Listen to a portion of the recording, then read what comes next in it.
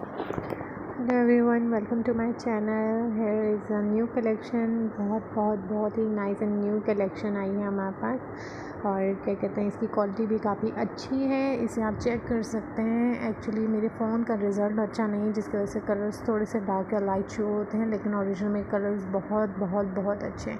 ये सूट आपको क्या कहते हैं, जो है 300 में 3 पीस एम्ब्रॉयडरी मिल जाएगा। एंड सेकंड ये वाला है, ये वाला भी बहुत ब्यूटीफुल कलर है। ये थोड़ा सा डार्किश ब्लू कलर है और क्या कहते हैं, इसके ऊपर जो है ना मिक्स मल्टी कलर्स की एम्ब्रॉयडरी हुई है।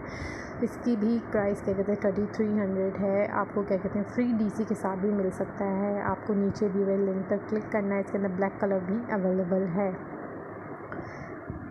सो इसके बाद ये कलर है, ये ब्लैक में है, मल्टी एम्ब्रॉयडरी के साथ ब्रेस का क्या कहते हैं बहुत ही ब्यूटीफुल ड्रेस है। सो अगर आपको अच्छा लगता है तो जाएं और बाय करें। Thank you.